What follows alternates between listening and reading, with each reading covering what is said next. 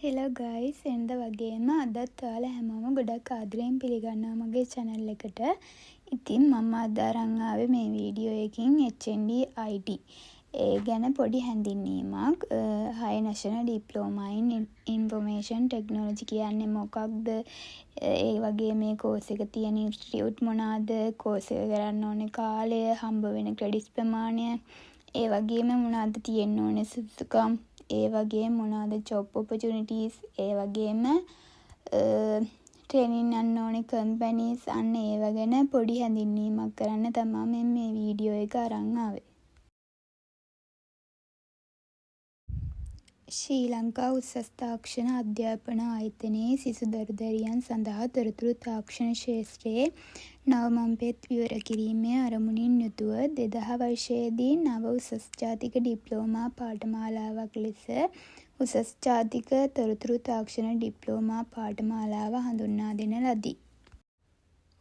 අම්පාර, බදුල්ල, දෙහිවල, යාපනය, මහනුවර, කෑගල්ල, කුරුණෑගල, ගාල්ල, ගම්පහ, රත්නපුර, තංගල්ල, ත්‍රිකුණාමලය, අනුරාධපුරය, වවුනියාව, මඩකලපුව, සමන්තුරේ, මන්නාරම යන ආයතනවල මෙම IT ඩිප්ලෝමා එක තියෙනවා. ඔයාලට මම මේකේ විස්තර දාලා තියෙනවා. ඒ වගේම විස්තර අරන් ඔයාලට ඇප්ලයි කරන්නත් පුළුවන්. ඒ වගේම ස්ලියට් එකේ වෙබ්සයිට් එකට ගියොත් ඔයාලට ඒ ගැනත් බලා ගන්න පුළුවන්. හරි, ඉතින් මෙම පාඨමාලාවේ පාඨමාලා කාලය විදිහට අවුරුදු 2කමාරක් තමයි අපිට තියෙන්නේ. ඒ කියන්නේ අවුරුදු 2ක් ඇකඩමික් විදිහට මාස 6ක් ට්‍රේනින් පීරියඩ් එකක් විදිහට තමයි තියෙන්නේ. ඒ කියන්නේ අවුරුදු 2ක් අපිට ඉගෙන ගන්න ඒ වගේම එක්සෑම්, ප්‍රසන්ටේෂන්, අසයින්මන්ට්, ඒ වගේ දේවල්. ඊට පස්සේ ඉතුරු මාස 6 තමයි අපිට ට්‍රේනින් යන්න තියෙන්නේ.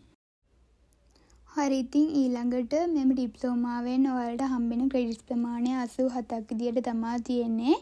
ඒක එක එක සබ්ජෙක්ට් වලට බෙදලා යන ආකාරය ඔයාලට ස්ලියට් එකේ වෙබ්සයිට් එකට ගියොත් ඒවත් බලා ගන්න පුළුවන්. මම ලින්ක් එක ඩිස්ක්‍රිප්ෂන් බොක්ස් එකේ දාලා තියන්නම්. ඔයාලා එතෙන්ට ගිහින් බලා ගන්න.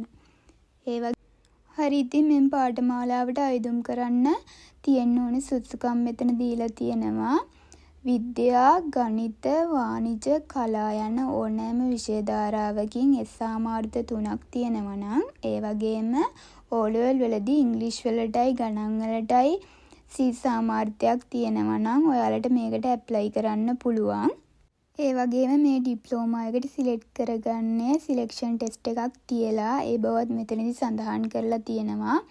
ඒ වගේම IT ඩිප්ලෝමා එක පාර්ට් ටයිම් කරනවා නම් එක සෙමෙස්ටර් එකකට රුපියල් 12000ක වගේ මුදලක් ගෙවන්න සිද්ධ වෙනවා. හරි, ඉතින් අපි දැන් බලමු මේ ඩිප්ලෝමා එක කරලා ඔයාලට යන්න පුළුවන් ජොබ් මොනවද කියලා. software developer, web developer, network technician, software tester, data entry, අන්න ඒ වගේ IT assistant, ඒ වගේ ජොබ් වලට ඔයාලට යන්න පුළුවන්. මම මෙතනදී ටිකයි දාලා තියෙන්නේ. මම දන්න ටිකක් මම හොයලා එහෙම දාපු ටිකක් ඔයාලත් ටිකක් හොයලා බලන්න. හරි, ඉතින් මෙම ඩිප්ලෝමාව සම්පූර්ණ කිරීම තුළින් ඔයාලට දේශීය මෙන්ම විදේශීය උපාධි සිහිනය සැබෑ කරගන්න පුළුවන්. ඒ වගේම මේ මම මෙතන සඳහන් කරලා තියෙන ඩිග්‍රීස් වල විෂය නිදහස් කිරීම සිද්ධ වෙනවා.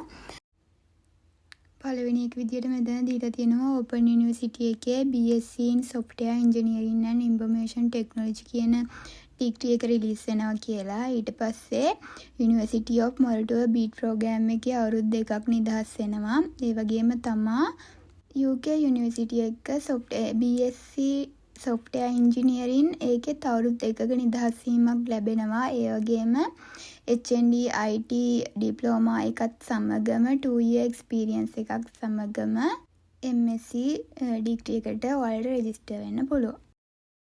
හරි, ඉතින් මෙම ඩිප්ලෝමා එක කරලා ඔයාලට ට්‍රේනින් යන්න පුළුවන් කම්පැනිස් විදියට මම මෙතනදී ටිකක් දාලා තියෙනවා. ඩයලොග්, මොබිටෙල්, SLT, ඒ වගේම IT සර්විස් සෙන්ටර්ස් වල, ඒ වගේම බැංකු වලත් ඔයාලට ට්‍රේනින් යන්න පුළුවන්.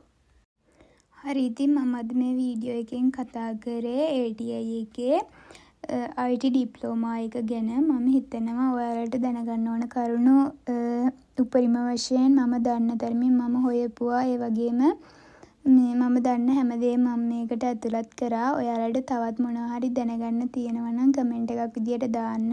මම ඒකටත් උත්තර දෙන්නම්. හරි ඉතින් මම මෙතනින් මගේ වීඩියෝ එක ඉවර කරනවා. ඔයාලට මගේ වීඩියෝ එක වැදගත් කියලා හිතෙනවා නම් යාළුවෝ අතර ෂෙයා කරන්න. ඒ වගේම ලයික් එකක් දාලා යන්න. මගේ channel එක ඔයා තාමත් subscribe කරලා නැත්නම් මතක් කරලා subscribe කරලා යන්න. thank you මගේ වීඩියෝ එක අවසාන වෙනකම් බලපු ඔයාට.